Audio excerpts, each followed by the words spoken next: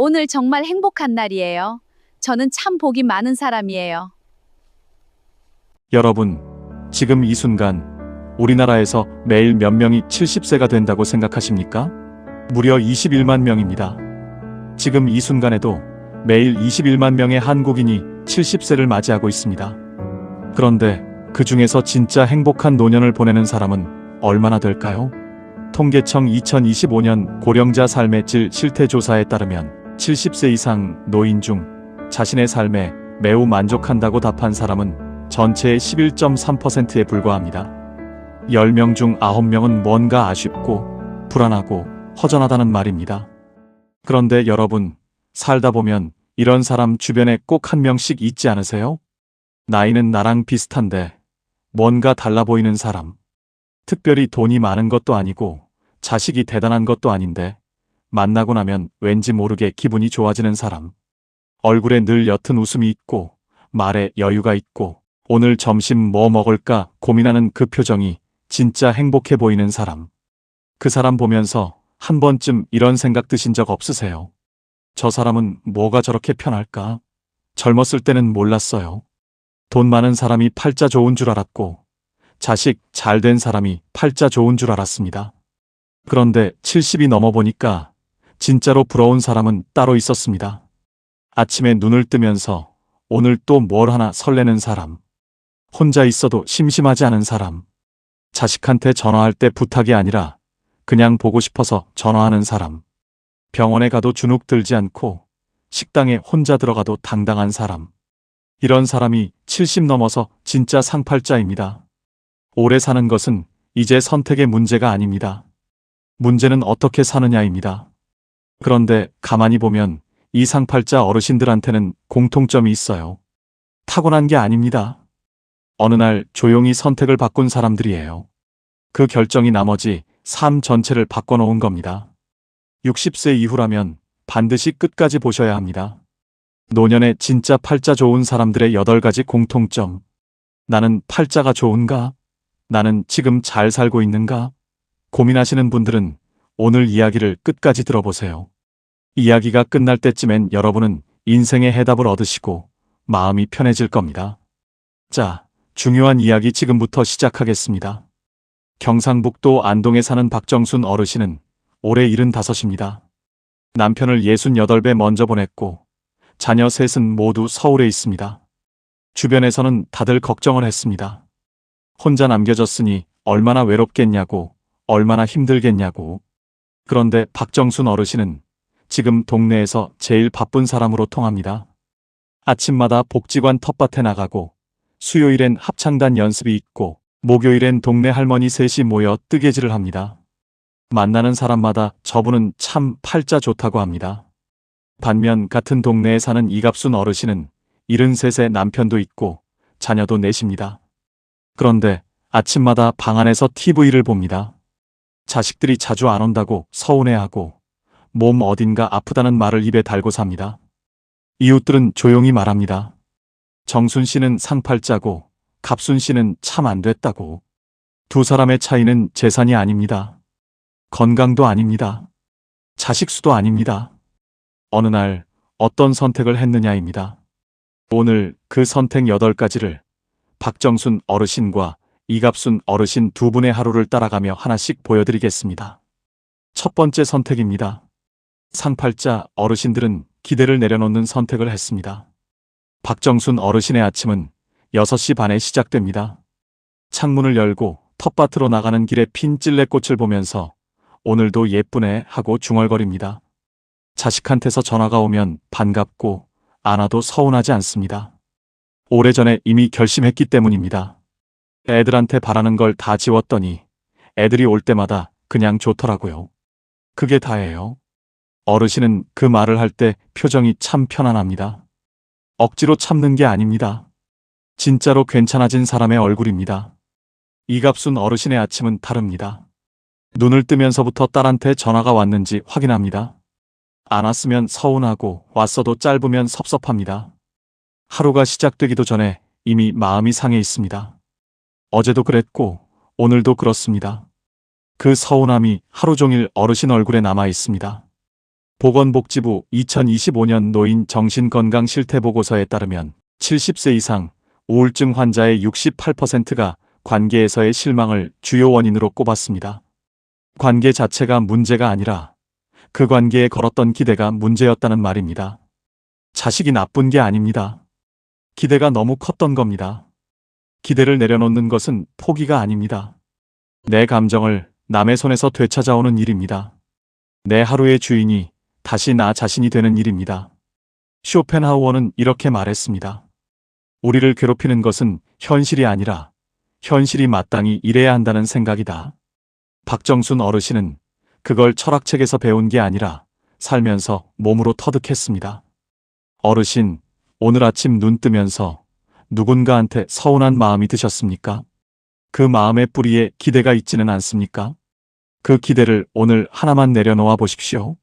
가볍게 하루가 시작될 겁니다. 두 번째 선택입니다. 상팔자 어르신들은 작은 루틴 하나를 목숨처럼 지킵니다. 박정순 어르신은 비가 오나 눈이 오나 오전 10시에 복지관 텃밭에 나갑니다. 무릎이 시큰거리는 날도 있습니다. 그래도 나갑니다. 거기 가면 얼굴 아는 사람이 있고 손에 흙이 묻고 상추한 포기가 자라는 걸 보면서 하루가 시작된다고 하십니다. 어제 심었던 씨앗이 오늘 싹을 틔웠을 때 어르신 얼굴에 퍼지는 그 웃음은 누가 만들어준 게 아닙니다. 스스로 만든 겁니다.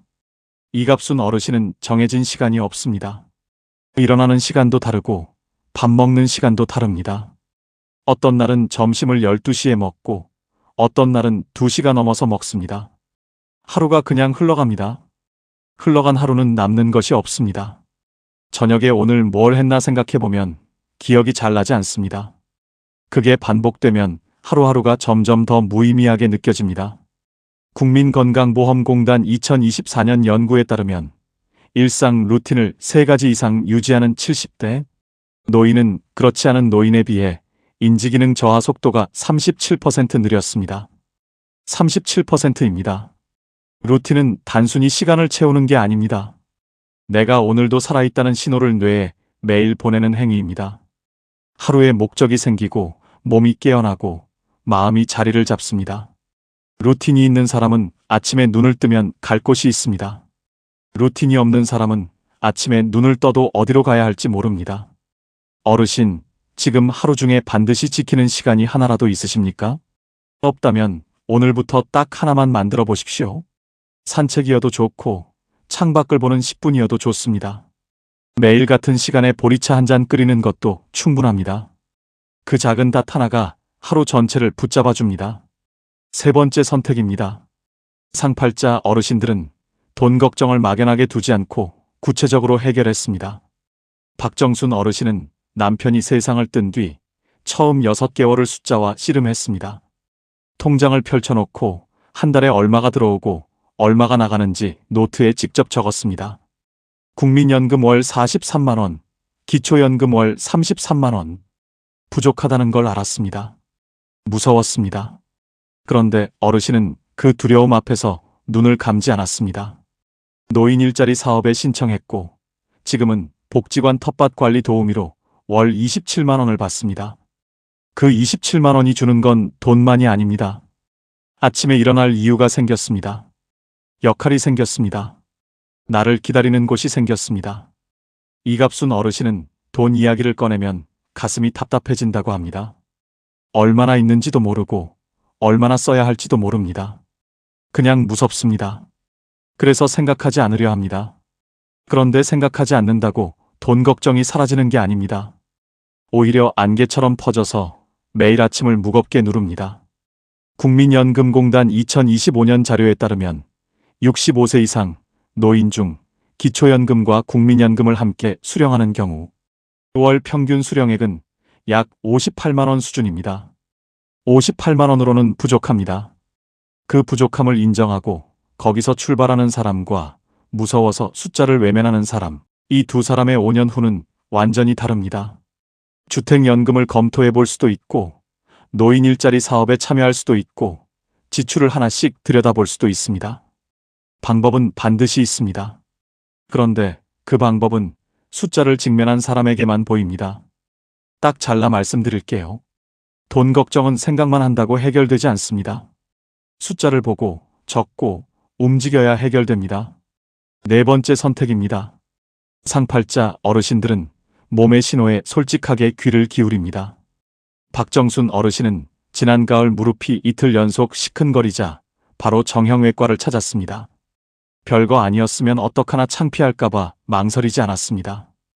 의사가 초기 관절염이라고 하면서 지금 관리하면 된다고 했습니다. 어르신은 그 길로 수중 걷기 운동을 시작했습니다. 지금 무릎은 오히려 작년보다 낫습니다. 어르신은 이렇게 말씀하십니다. 그때 바로 갔길 잘했어요. 조금만 더 버텼으면 큰일 날 뻔했죠. 이갑순 어르신은 무릎이 석 달째 아픕니다. 병원비가 겁나고 자식한테 짐이 될까봐 아니면 그냥 파스 붙이면 낫겠지 하는 마음에 버팁니다. 그런데 버티는 동안 무릎은 점점 더 나빠지고 있습니다. 이제는 계단을 오르기가 힘듭니다. 석 달 전에 병원을 갔더라면 훨씬 간단하게 해결됐을 일이 이제는 훨씬 더 복잡한 치료가 필요한 상황이 됐습니다. 건강보험심사평가원 2025년 발표에 따르면 70세 이상 노인에서 만성질환을 조기에 발견한 경우 5년 후 생존율이 그렇지 않은 경우에 비해 평균 2.3배 높았습니다. 2.3배입니다. 자식한테 짐이 될까봐 병원을 참는 분들이 많습니다. 그런데 지금 참다가 나중에 더 크게 쓰러지면 그게 훨씬 더 큰 짐이 됩니다. 몸이 보내는 신호에 솔직하게 반응하는 것, 그게 자식을 위하는 길이기도 합니다. 어르신, 지금 몸 어딘가 불편한데 참고 계신 것 있으십니까? 그건 강한 게 아닙니다. 오늘 바로 예약 전화를 하십시오. 몸이 보내는 신호를 솔직하게 받아주는 사람, 그 사람이 10년 뒤에도 걷고 웃고 살아있는 사람입니다. 다섯 번째 선택입니다. 상팔자 어르신들은 세 사람을 만납니다. 박정순 어르신이 합창단에 처음 나간 날 아는 사람이 한 명도 없었습니다. 구석자리에 앉아 노래 가사도 잘 모르고 음정도 틀렸습니다. 옆 사람 눈치가 보였습니다. 집에 오면서 다음엔 안 가야지 싶었습니다. 그래도 다음 주에 또 나갔습니다. 그냥 나갔습니다. 특별한 용기가 있어서가 아니라 집에 있으면 더 심심할 것 같아서. 3달 후 옆자리에 앉은 이순례 어르신이 가장 친한 친구가 됐습니다. 지난해 박정순 어르신이 몸살로 사흘을 앓았을 때 새벽에 전화를 받아준 사람도 이순례 어르신이었습니다. 국을 끓여서 현관 앞에 놓고 간 사람도 이순례 어르신이었습니다. 자식도 못해준 일을 65세에 새로 만난 친구가 해줬습니다. 이갑순 어르신은 요즘 세상에 믿을 사람이 없다고 합니다. 나이 들어서 새 친구가 어디 생기냐고 괜히 나갔다가 상처만 받는다고 합니다. 그래서 오늘도 방 안에 있습니다. TV가 유일한 말벗입니다. 그런데 TV는 어르신 이야기를 들어주지 않습니다. 통계청 2025년 사회적 고립 실태 조사에 따르면 70대 이상 중 사회적 관계망이 2명 이하인 노인은 그 이상인 노인에 비해 치매 발병률이 1.9배 높고 사망률도 유의미하게 높았습니다. 사람이 약입니다. 이 말이 비유가 아닙니다. 의학적으로 증명된 사실입니다. 사람을 만나는 것이 치매를 늦추고 수명을 늘립니다. 복지관이어도 좋고 성당이나 절이어도 좋고 동네 산책 모임이어도 좋습니다. 처음엔 어색합니다. 당연히 어색합니다. 그래도 일단 나가십시오. 관계는 나이로 다치지 않습니다. 마음이 열려있는 한. 6번째 선택입니다.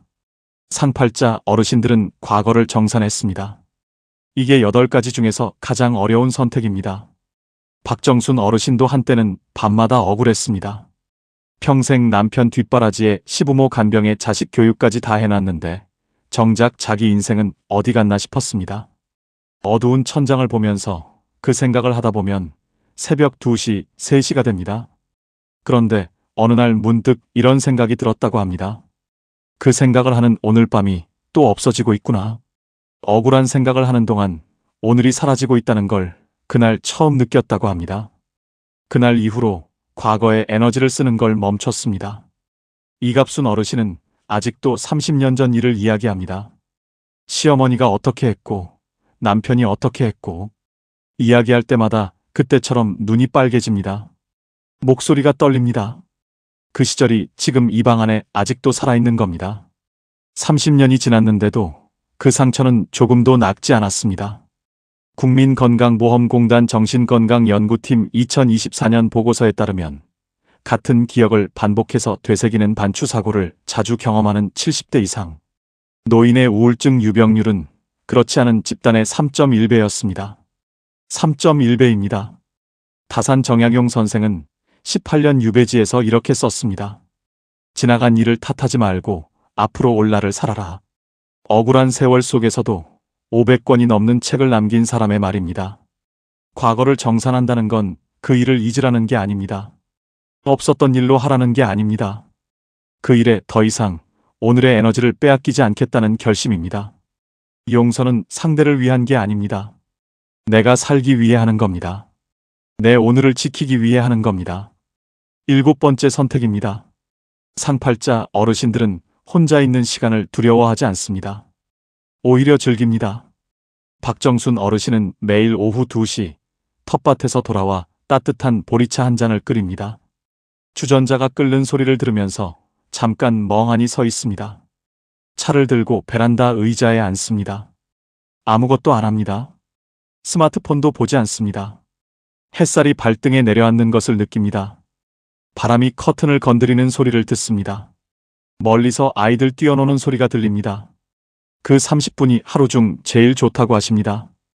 아무것도 안 하는 그 시간이 사실은 가장 많은 것을 채우는 시간입니다. 이갑순 어르신은 혼자 있으면 무섭습니다. 그래서 TV를 항상 켜놓습니다. 자면서도 틀어놓습니다. 소리라도 있어야 덜 외롭다고 합니다. 그런데 TV가 꺼지는 순간 더 크게 밀려옵니다. 그 외로움이 TV 소리로는 채워지지 않는다는 걸 어르신도 압니다. 그래도 끄지 못합니다.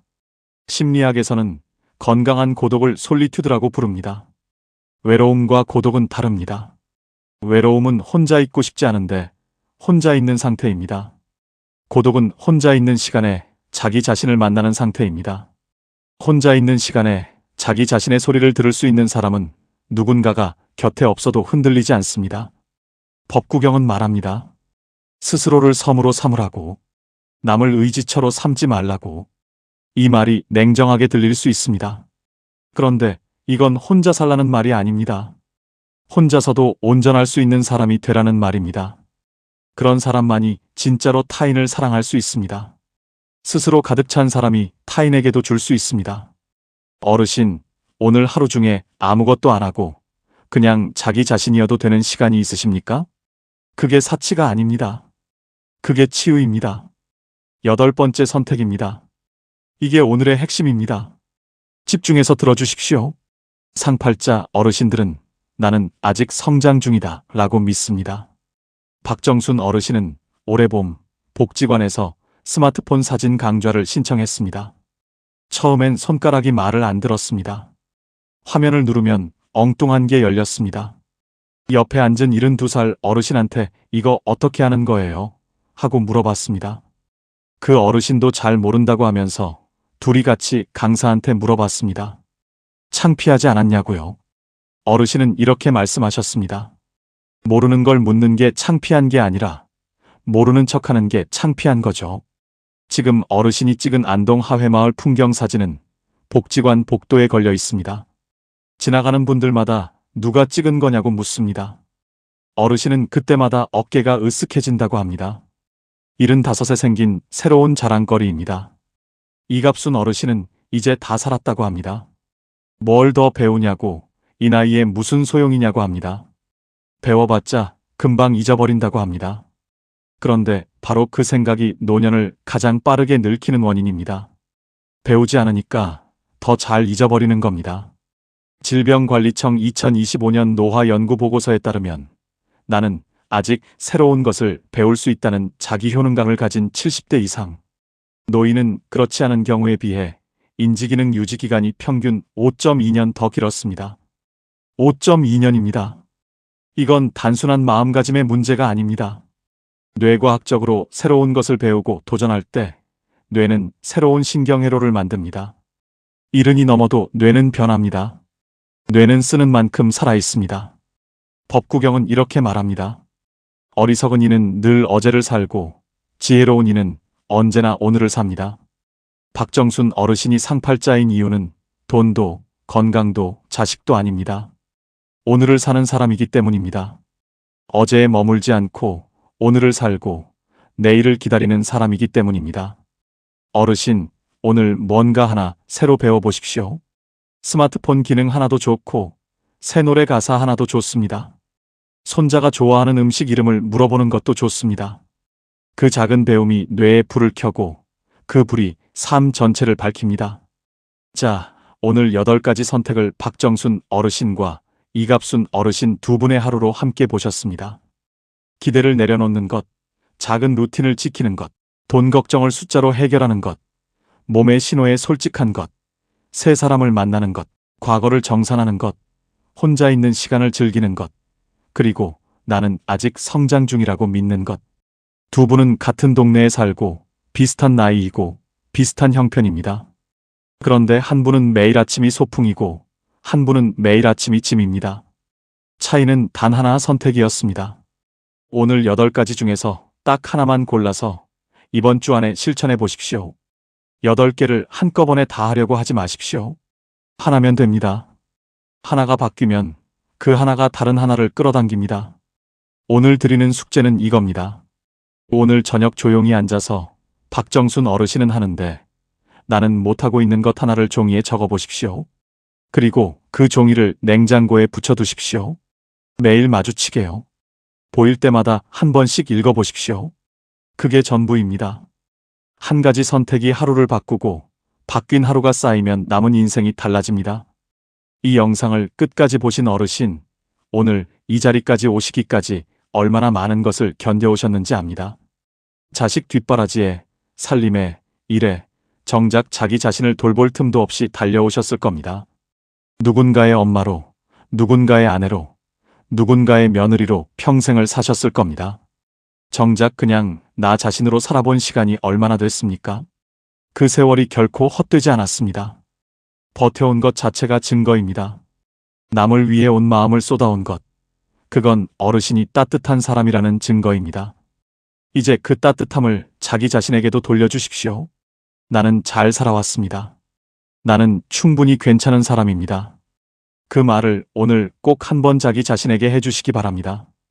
매일 21만 명이 70세가 되는 이 시대에 10명 중 9명이 허전하다고 하는 이 시대에 오늘 이 영상을 끝까지 보신 어르신은 이미 달라질 준비가 된 분입니다. 그 준비가 박정순 어르신이 합창단 문을 처음 열었던 그 용기와 똑같습니다. 어색해도 나간 그 한 걸음, 무릎이 시큰거려도 텃밭으로 향한 그 발걸음, 손가락이 말을 안 들어도 사진 강좌를 신청한 그 결심, 그게 상팔자의 시작이었습니다. 아침 햇살 한 줌, 베란다에서 마시는 따끈한 보리차 한 잔, 찔레꽃을 보며 오늘도 예쁘네 하고 중얼거리는 그 한마디, 그게 행복의 시작입니다. 내일도 모레도 어르신의 하루가 오늘보다 조금 더 따뜻하고 빛나기를 진심으로 바랍니다. 오늘도 끝까지 함께 해주셔서 진심으로 감사드립니다.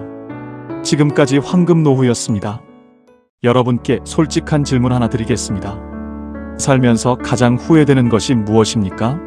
잠깐 생각해 보십시오. 돈을 더 많이 벌지 못한 것일까요?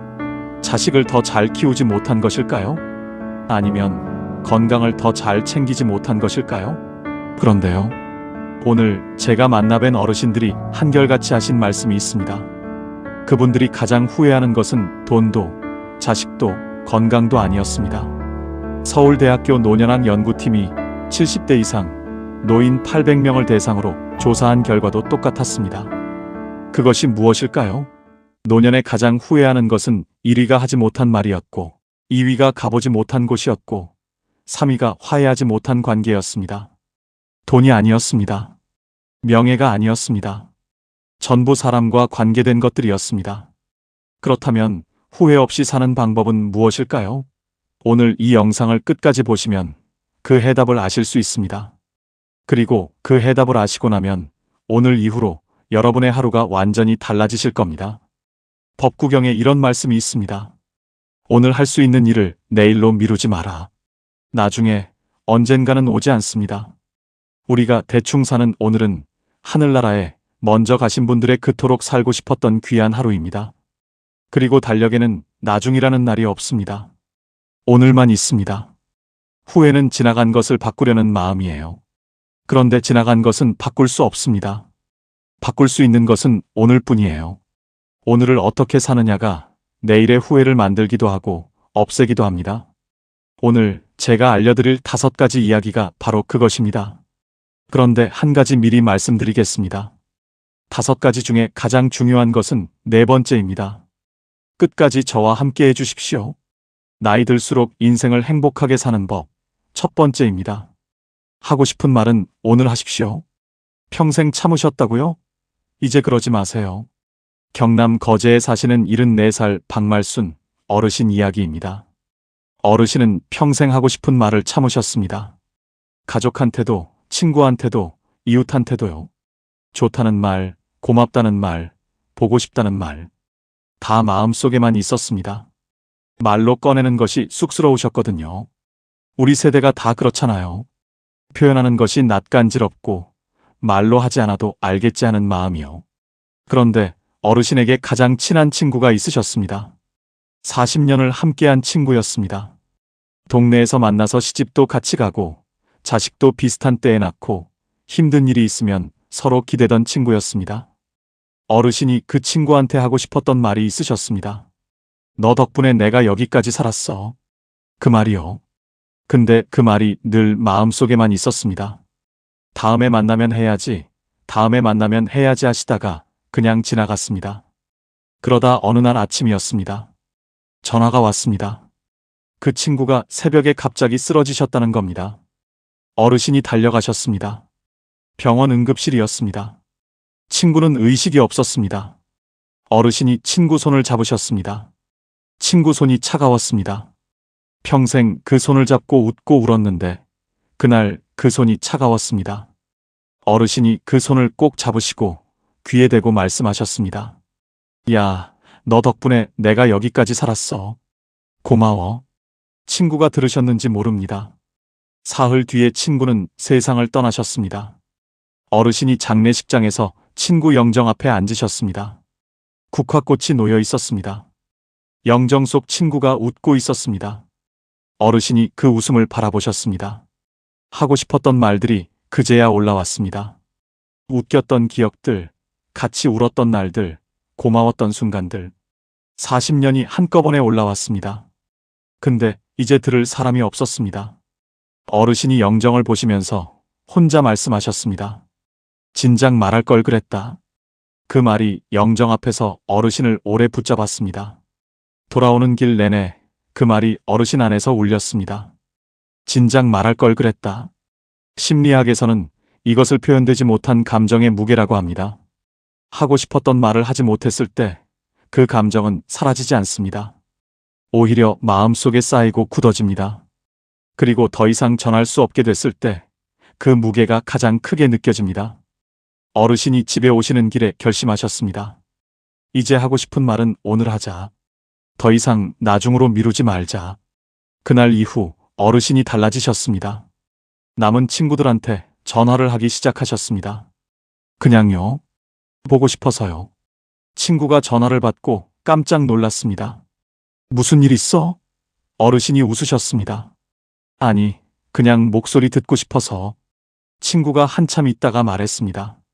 나도 마침 내 생각하고 있었는데. 두 분이 한참을 전화 통화를 하셨습니다. 아무것도 아닌 이야기들을요. 그 전화가 그날 친구의 하루를 바꿨습니다. 자식한테도 달라지셨습니다. 아들이 먼 길을 달려왔을 때 예전엔 그냥 들어오라고만 하셨는데 그날은 문 앞에서 말씀하셨습니다. 왔구나. 보고 싶었어. 아들이 멈칫했습니다. 어머니가 그런 말씀을 하신 게 처음이었거든요. 아들이 아무 말 없이 어르신을 안았습니다. 쇼펜하우어는 이런 말을 했습니다. 우리가 나누는 말 한마디가 상대방의 하루를 바꿀 수 있다. 그런데 그 말을 하지 않으면 아무것도 바뀌지 않는다. 말은 때가 있습니다. 꽃이 피는 때가 있듯 말도 피어야 할 때가 있습니다. 그때를 놓치면 꽃이 지듯 말도 사라집니다. 어르신이 이렇게 말씀하셨습니다. 말은 마음속에 있으면 내 것이지만 꺼내면 두 사람 것이 돼요. 나눠야 두 배가 돼요. 친구한테 못한 말이 평생 후회로 남았어요. 이제는 하고 싶은 말은 오늘 해요. 여러분께 여쭤보고 싶습니다. 지금 이 순간 하고 싶은 말이 있으신 분이 계십니까? 그 말을 오늘 하십시오. 내일로 미루지 마십시오. 그렇다면 두 번째는 무엇일까요? 혹시 가보고 싶으셨던 곳이 있으십니까? 아직 나중으로 미루고 계신 곳이요. 나이 들수록 행복하게 사는 법. 두 번째입니다. 가보고 싶은 곳은 지금 가십시오. 충북 충주에 사시는 77살 김옥순 어르신 이야기입니다. 어르신에게는 꼭 가보고 싶은 곳이 있으셨습니다. 경주였습니다.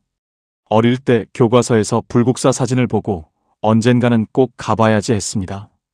결혼하고 나서도 그 마음이 있었습니다. 남편이랑 같이 가야지.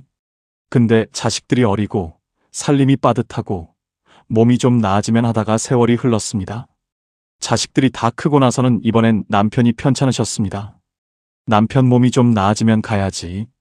그러다 남편이 먼저 가셨습니다. 어르신이 남편 떠나보내시고 한동안 멍하게 지내셨습니다. 어느 날 장롱을 정리하시다가 오래된 수첩을 꺼내셨습니다. 거기에 가보고 싶은 곳들이 적혀 있었습니다. 경주 불국사, 전주 한옥마을, 강릉바다. 어르신이 그 수첩을 보시다가 눈물이 나셨습니다. 남편이랑 같이 가려고 적어놨던 것들이었거든요. 이제 혼자 가야 하는데 혼자 가는 게 무슨 의미가 있나 싶으셨습니다. 그냥 수첩을 덮으셨습니다. 그러다 딸이 놀러 왔습니다. 어르신이 그 수첩 이야기를 하셨더니 딸이 말했습니다. 엄마, 혼자 가면 어때요? 어르신이 말씀하셨습니다. 혼자 가는 게 무슨 재미야?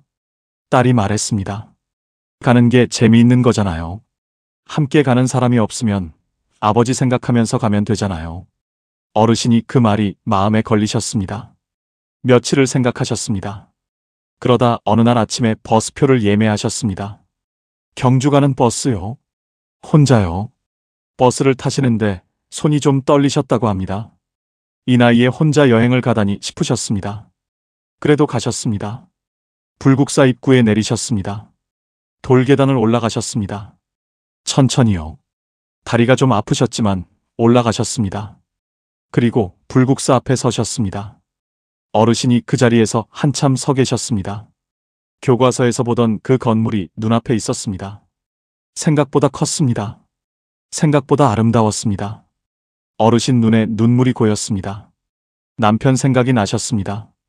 여보, 나왔어요. 당신과 같이 오려고 했는데 내가 혼자 왔어요. 혼자여도 용기 내서 당신이 옆에 있다 생각하고 왔어요. 어르신이 한참을 그 자리에 서 계셨습니다. 순간 남편이 그리워 뺨위로 흐르는 눈물을 주체할 수 없었습니다. 한평생 살아왔던 순간순간이 영화 필름처럼 스쳐 지나갔습니다. 그러다 살짝 미소 지으셨습니다. 왔구나. 드디어 왔구나. 그 한마디가 평생의 나중을 끝냈습니다. 어르신이 그날 불국사 경내를 천천히 걸으셨습니다. 아무도 기다리는 사람이 없었습니다. 빨리 가야 할 이유가 없었습니다. 돌 하나하나를 보시면서 걸으셨습니다. 처마 끝을 보시면서 걸으셨습니다. 그날 어르신이 사진을 찍으셨습니다. 혼자서요. 셀카를요. 평생 셀카를 찍어본 적이 없으셨는데 그날 찍으셨습니다. 집에 오셔서 딸한테 그 사진을 보내드렸습니다. 딸이 전화를 했습니다. 엄마 표정 좀 봐요. 너무 좋아 보여요. 어르신이 그 말을 들으시고 생각하셨습니다. 그렇구나. 나 좋아 보이는구나. 심리학자들은 이것을 이렇게 설명합니다. 미뤄온 것을 실제로 행동으로 옮기는 순간 뇌에서 도파민이 분비되면서 성취감과 함께 자기 효능감이 높아진다고요. 쉽게 말하면 이렇습니다. 나중에 하려고 했던 것을 오늘 하는 순간 뇌가 기뻐한다는 겁니다.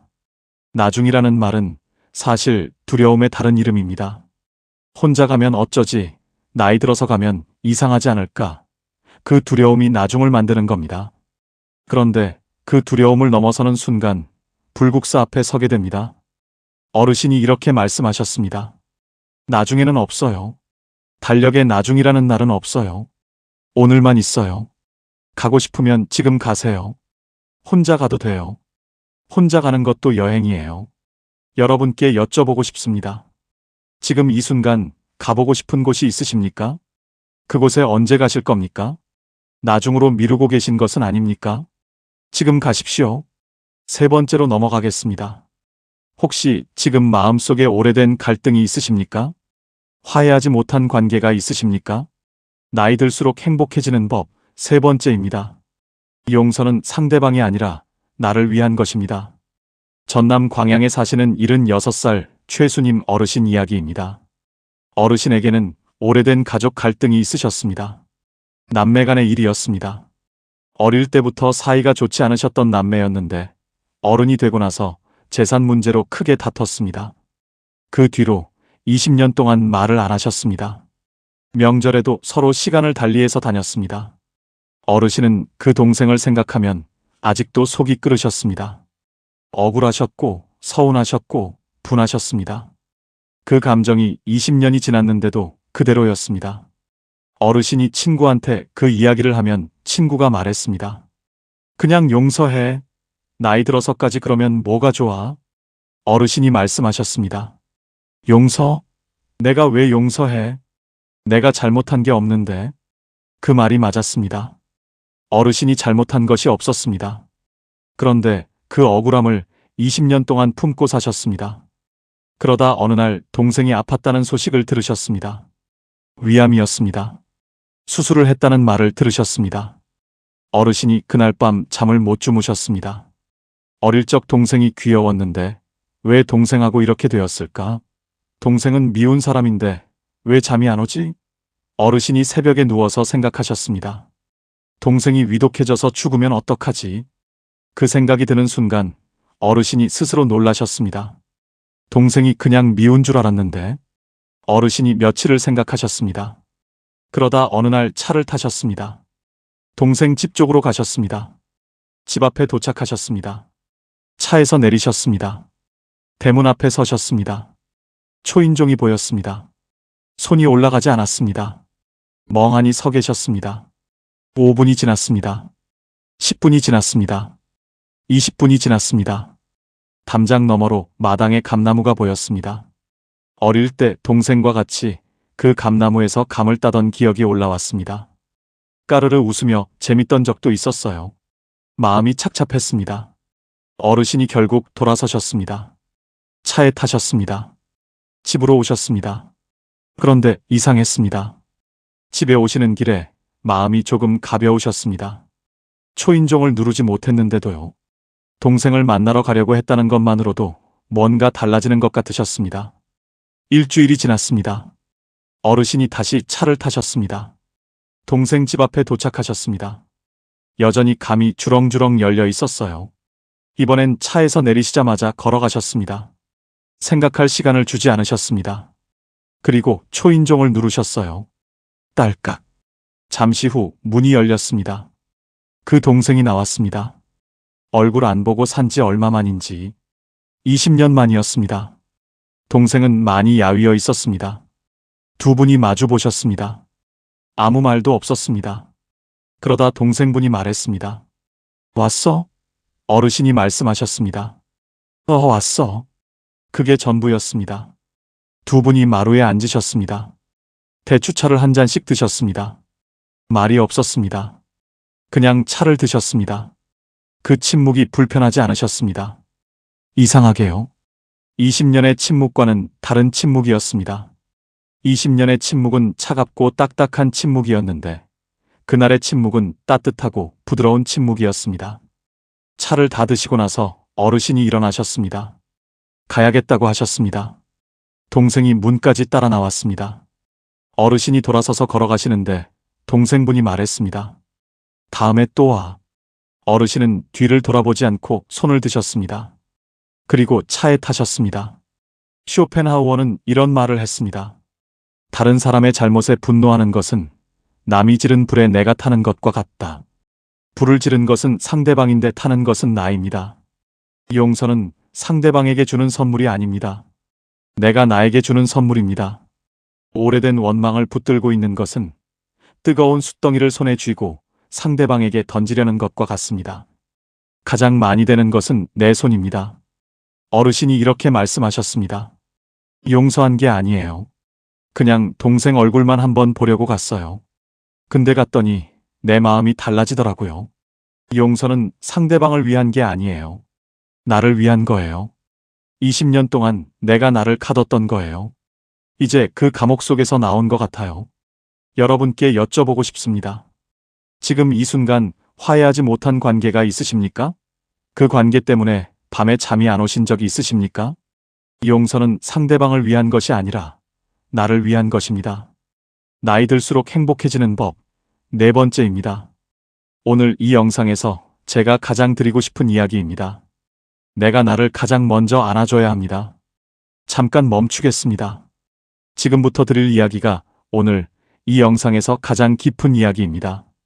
여러분께 먼저 한 가지 여쭤보겠습니다. 여러분은 지금 여러분 자신이 좋으십니까?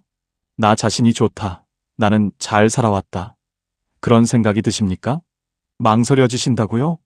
선뜻 그렇다고 하시기 어려우신 분이 계시죠? 그렇다면 이 이야기는 여러분을 위한 것입니다. 끝까지 들어보세요. 경북 영천에 사시는 79살 이말래 어르신 이야기입니다. 어르신은 평생 스스로에게 가혹하셨습니다.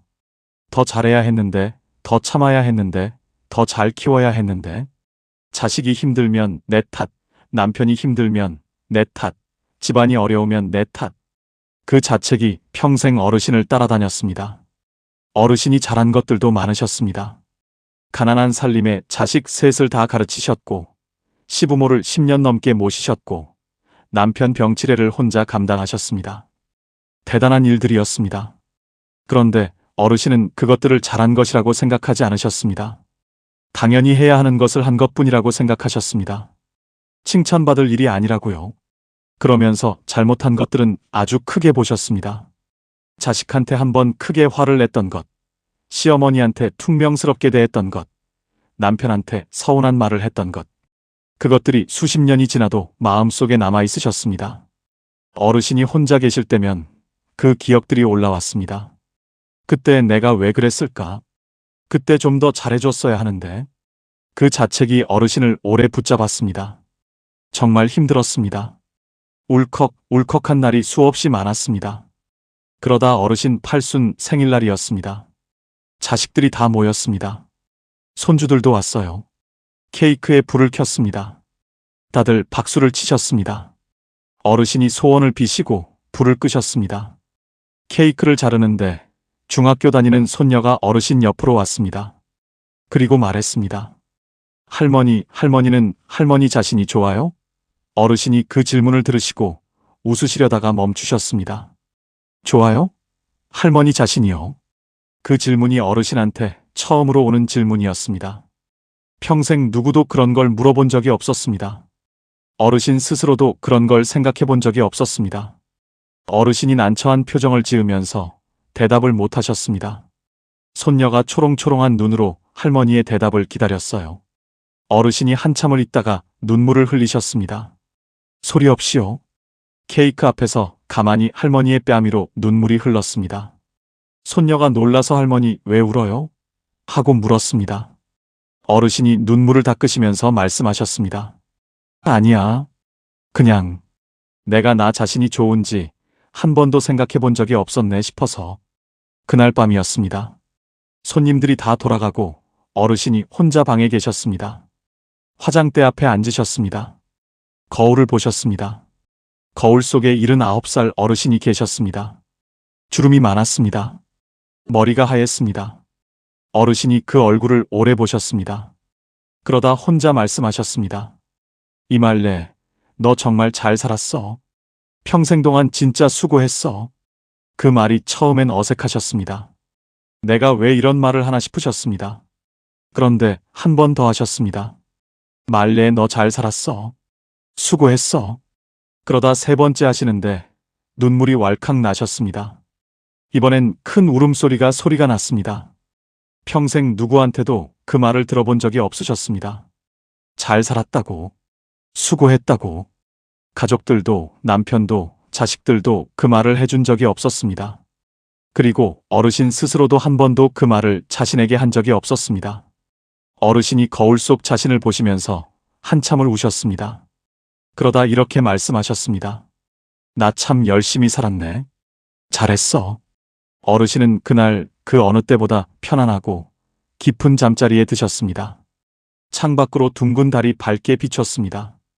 보건복지부 노인 정신건강실태조사에 따르면 자기 자신에 대한 긍정적 평가가 낮은 노인일수록 우울감과 고독감이 높고, 반대로 자기 수용도가 높은 노인일수록 삶의 만족도가 3배 이상 높은 것으로 나타났습니다.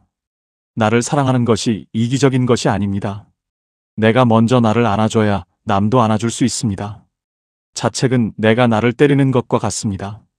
남이 나를 때리면 피하면 됩니다. 그런데 내가 나를 때리면 피할 곳이 없습니다. 가장 잔인한 폭력은 자기 자신에게 하는 폭력입니다. 어르신이 이렇게 말씀하셨습니다. 팔순이 돼서야 거울 보면서 잘 살았다고 했어요. 진작 했어야 했는데. 그게 제일 후회돼요. 여러분께 부탁드리고 싶습니다. 오늘 밤 잠드시기 전에 거울을 한번 보십시오. 그리고 자신에게 이렇게 말씀해 주십시오. 잘 살았어. 수고했어. 그 말이 진심이니까요. 거짓이 아니니까요. 이제 마지막입니다. 나이 들수록 행복해지는 법 5번째입니다. 오늘이 가장 젊은 날입니다. 여러분, 지금 이 순간 여러분의 나이가 몇이십니까? 70이십니까?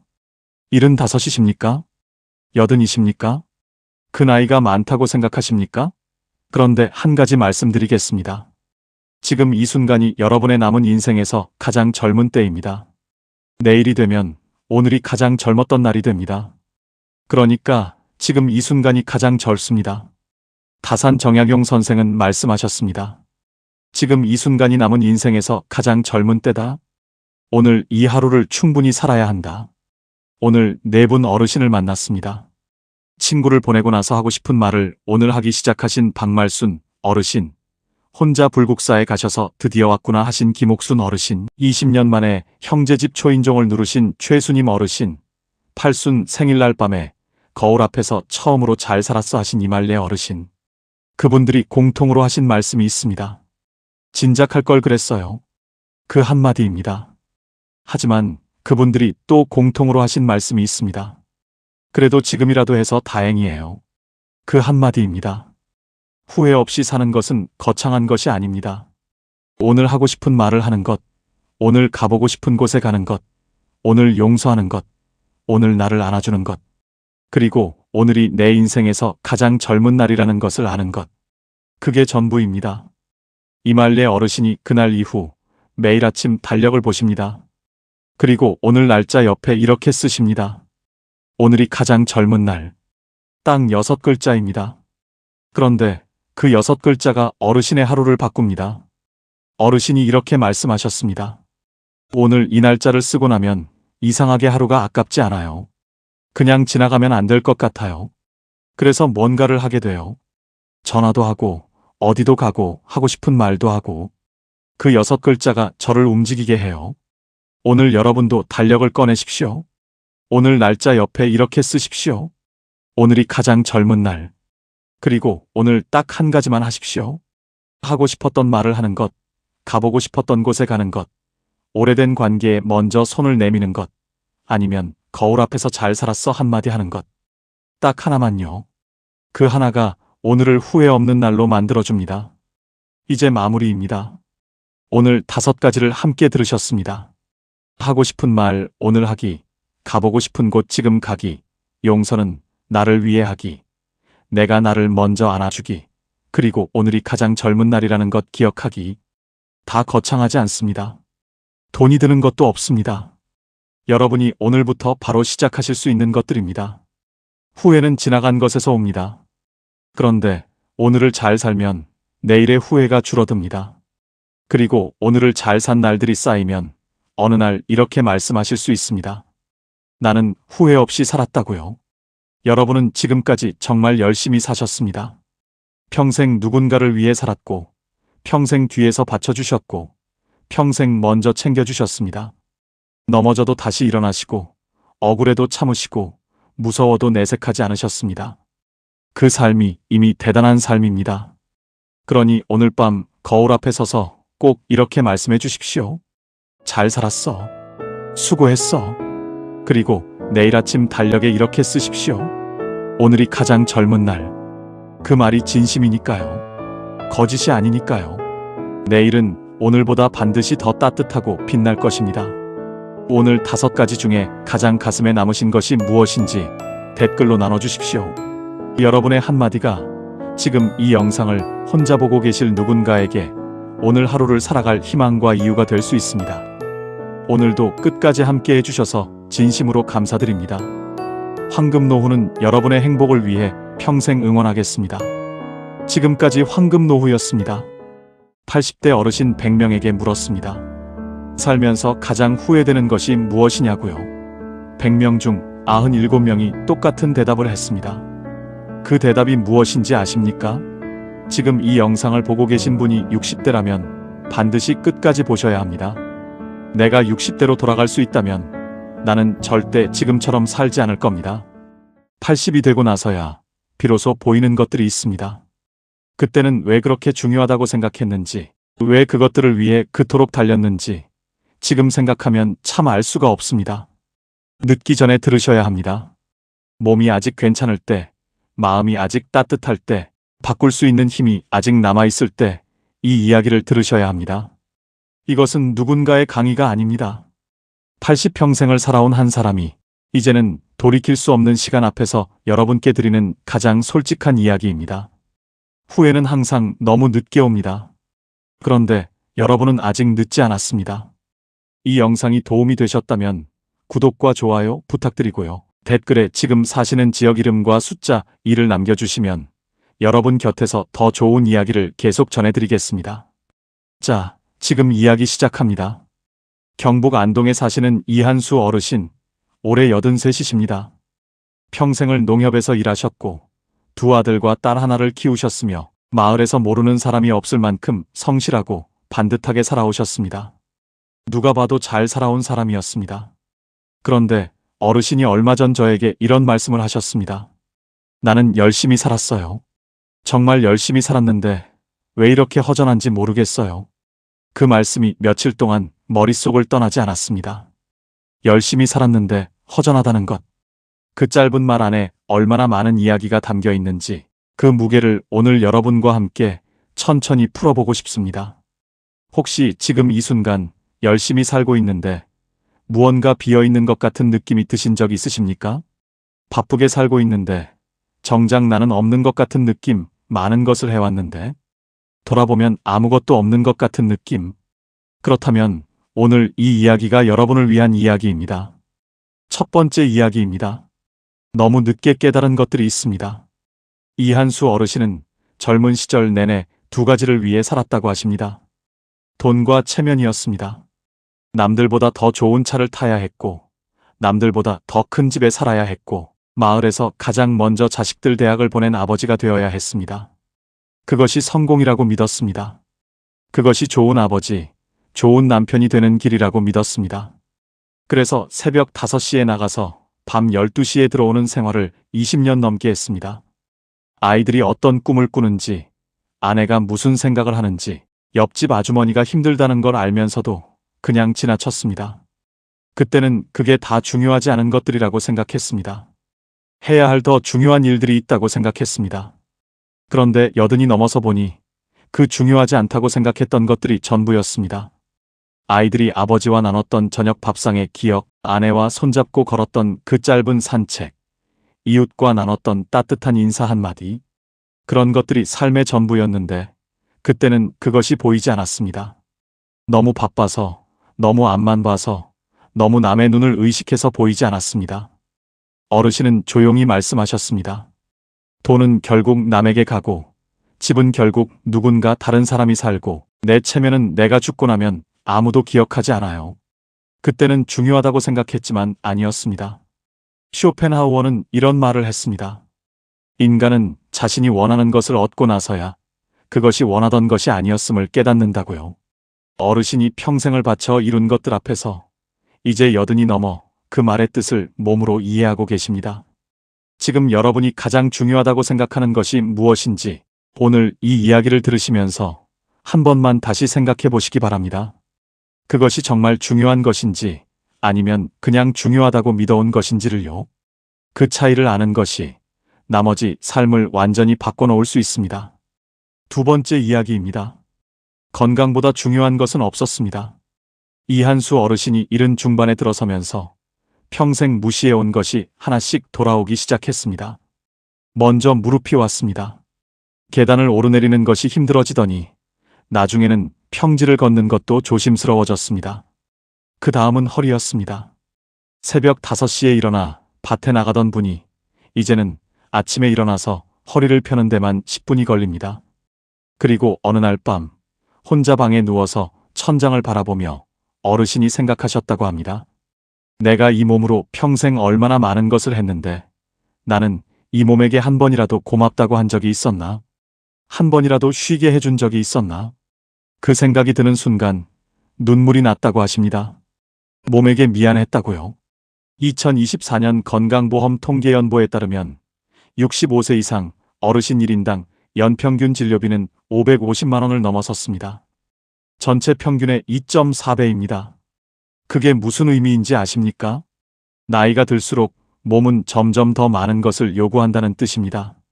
그런데 그 요구는 갑자기 오지 않습니다. 평생 몸을 어떻게 대했느냐가 쌓이고 쌓여서 나중에 한꺼번에 청구서처럼 옵니다. 어르신은 지금 그 청구서를 받아들고 계십니다. 그리고 이렇게 말씀하십니다. 60대로 돌아갈 수만 있다면 술 한 잔 덜 마시고 걷기 한 번 더 하겠다고요. 병원 가기 무섭다고 안 가던 거 제때 가겠다고요. 몸이 보내는 신호를 무시하지 않겠다고요.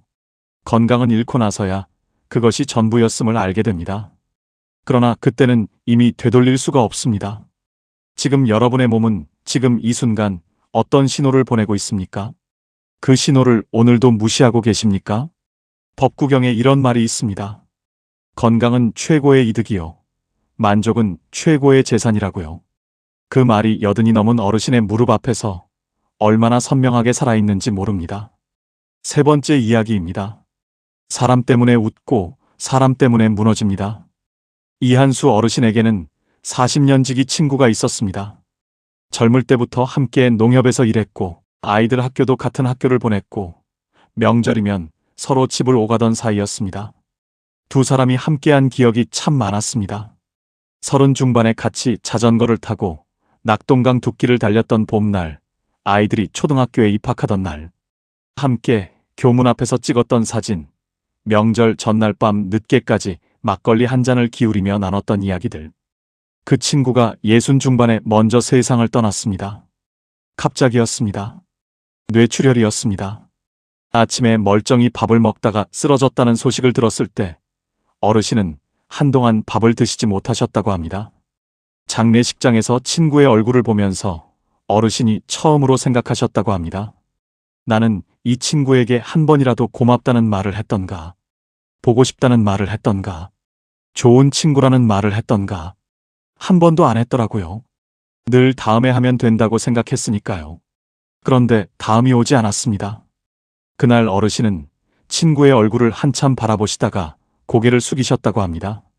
미안하다고, 고마웠다고, 그 말을 살아있을 때 한 번도 못해줘서 미안하다고 마음속으로 말씀하셨다고요.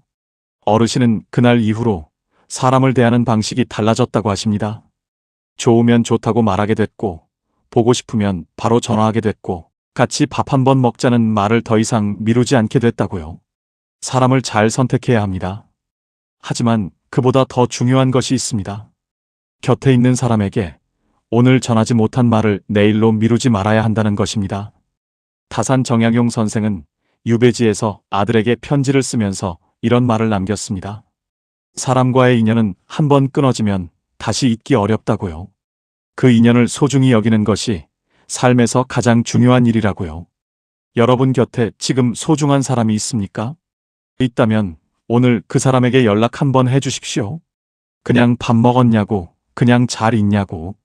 그 짧은 문자 하나가 그 사람의 하루를 바꿀 수도 있습니다. 그리고 언젠가 그것이 여러분의 가장 소중한 기억이 될 수도 있습니다. 네 번째 이야기입니다. 자식에게 너무 기대하지 마십시오. 이 이야기는 드리기가 참 조심스럽습니다. 그런데 이 이야기를 하지 않으면 오늘 이 영상이 완전하지 않을 것 같습니다. 이한수 어르신이 가장 길게 침묵하신 뒤에 꺼내신 이야기가 바로 자식 이야기였습니다. 어르신은 두 아들을 위해 평생을 바쳤습니다. 대학 등록금은 물론이고 결혼 자금도 첫집 보증금도 다 대어주셨습니다. 그러면서 마음 한켠에 기대가 조금씩 쌓였습니다. 내가 이렇게 해줬으니 나이가 들면 아들들이 나를 챙겨주겠지 하는 기대였습니다. 말로는 바라는 것 없다고 하셨지만 마음속에는 분명히 있었다고 어르신은 솔직하게 말씀하셨습니다. 그런데 현실은 달랐습니다.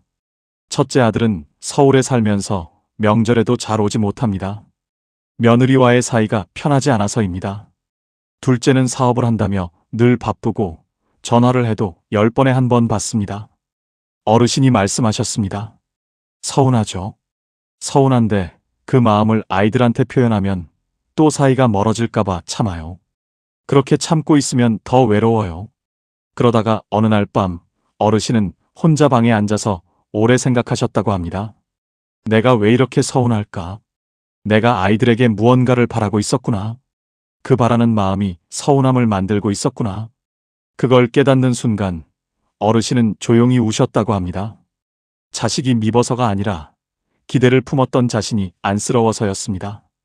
기대가 클수록 상처도 큽니다. 자식은 내가 낳았지만 내 것이 아닙니다. 자식은 결국 자신의 삶을 삽니다. 그것이 자식이 잘못된 것이 아닙니다. 그것이 삶의 순리입니다. 내가 부모에게 그랬듯이 자식도 나에게 그렇게 합니다. 자식에게 기대는 마음을 조금 내려놓으실 때 오히려 자식과의 관계가 더 편안해지는 경우가 많습니다.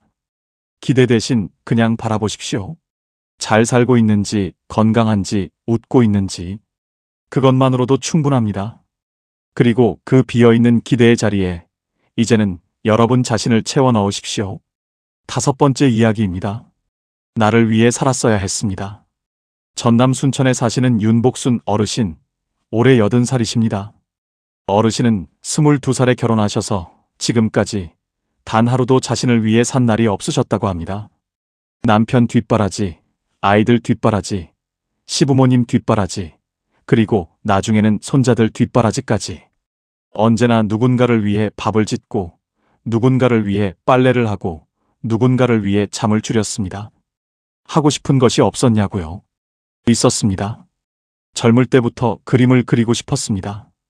길을 걷다가 예쁜 꽃을 보면 그걸 그림으로 담고 싶다는 생각이 자주 들었습니다. 봄에 노란 개나리가 담벼락을 타고 올라가는 것을 보면서, 여름에 하늘을 가득 채운 뭉게구름을 보면서, 가을에 빨갛게 물든 단풍잎이 바람에 흔들리는 것을 보면서 저 풍경을 그림으로 담을 수 있다면 얼마나 좋을까 하고 생각했습니다. 그런데 한 번도 해본 적이 없습니다. 그럴 시간이 없었습니다. 아니, 정확하게는 나를 위해 시간을 쓰는 것이 미안한 일처럼 느껴졌습니다. 밥은 해야 하고, 빨래는 해야 하고, 아이들은 봐야 하는데, 내가 그림을 그리러 나간다는 것이 사치처럼 느껴졌습니다. 그렇게 58년이 흘렀습니다. 그러다 75세 남편이 세상을 떠나고 나서 처음으로 혼자가 됐습니다. 처음에는 뭘 해야 할지 몰랐다고 하십니다. 아무도 챙겨야 할 사람이 없으니까 아침에 일어나도 이유를 모르겠더라고요. 밥을 차려도 먹을 사람이 없고, 빨래를 해도 널 것이 없고, 집안이 너무 조용해서 그 조용함이 무섭더라고요. 그렇게 2년을 보내셨습니다. 그러다가 딸이 수채화 수업을 등록해 줬습니다. 처음에는 억지로 갔습니다. 붓을 들고 앉아있는 것이 어색했습니다. 그런데 선생님이 흰 종이 위에 물감을 풀어보라고 했을 때 처음으로 붓을 종이에 대던 그 순간 어르신은 그 자리에서 눈물이 났다고 하십니다. 왜 눈물이 났는지 본인도 몰랐다고요. 그냥 났다고요. 나중에 혼자 생각해보니 그게 처음으로 나를 위해 뭔가를 한 날이었더라고요. 77에 처음으로요. 어르신의 그 말씀을 들으면서 저도 한참 말을 잇지 못했습니다. 77에 처음으로 나를 위해 산 날. 그 말이 얼마나 가슴 아프고 또 얼마나 아름다운지요. 지금 이 영상을 보고 계신 여러분, 마지막으로 나를 위해 무언가를 한 것이 언제인지 기억하십니까? 밥을 먹고 싶어서 먹은 것, 가고 싶어서 간 곳, 만나고 싶어서 만난 사람, 사고 싶어서 산 것. 그런 날이 얼마나 있었는지 오늘 한 번만 세어보시기 바랍니다. 나를 돌보는 것은 이기적인 것이 아닙니다. 나를 돌봐야 남도 돌볼 수 있습니다. 그리고 더 중요한 것은 이제는 남을 돌보는 것보다 나를 돌볼 시간이 더 필요한 나이가 되셨다는 것입니다. 윤복순 어르신은 지금도 매주 수채화 수업에 나가십니다. 지난달에는 처음으로 자신의 그림을 액자에 넣어서 벽에 거셨습니다. 봄날 노란 개나리를 그린 그림이었습니다. 젊을 때부터 그리고 싶었던 바로 그 꽃이었습니다. 그 액자를 바라볼 때마다 어르신은 이렇게 생각하신다고 합니다. 늦었지만 이제라도 했구나. 그 생각이 하루를 버티게 해준다고요. 6번째 이야기입니다. 결국 이렇게 됩니다. 이것이 오늘의 핵심입니다. 80이 넘어서 보면 사람들의 삶이 참 비슷해집니다. 젊을 때는 달랐습니다. 저 집은 부자고 저 집은 가난하고 저 사람은 공부를 많이 했고 저 사람은 못했고 저 사람은 높은 자리에 있고 저 사람은 낮은 자리에 있었습니다. 그 차이가 전부인 것처럼 느껴졌습니다. 그런데 80이 넘어서 보면 다 비슷합니다. 부자도 아프면 병원에 가고 공부를 많이 한 사람도 무릎이 아프면 걷지 못하고 높은 자리에 있던 사람도 결국 혼자가 됩니다. 이한수 어르신은 이렇게 말씀하셨습니다. 내가 젊을 때 그렇게 부러워하던 사람들, 그 사람들 지금 다 어디 있는지 아세요? 나랑 똑같아요. 아프거나 혼자거나 자식 때문에 속상하거나 결국 다 비슷해집니다. 그 말씀을 들으면서 참 묘한 감정이 들었습니다. 허무한 것도 같고 동시에 위로가 되는 것도 같았습니다. 결국 다 비슷하다면 지금 내가 남보다 못 가진 것 때문에 속상해할 필요가 없다는 뜻이기도 하니까요. 그렇다면 마지막에 남는 것은 무엇일까요? 이한수 어르신도 윤복순 어르신도 똑같은 이야기를 하셨습니다. 3가지가 남는다고요. 첫째는 건강입니다. 이한수 어르신이 말씀하셨습니다. 아침에 혼자 일어날 수 있다는 것, 밥을 혼자 먹을 수 있다는 것, 동네 한 바퀴를 혼자 걸을 수 있다는 것. 그게 전부예요. 그게 있으면 하루가 살만하고 그게 없으면 아무리 돈이 많아도 하루가 지옥이에요. 건강이 있어야 아침에 일어나서 창문을 열고 햇살을 맞을 수 있습니다. 건강이 있어야 좋아하는 사람 곁에 있을 수 있습니다. 건강이 있어야 윤복순 어르신처럼 붓을 들 수 있습니다.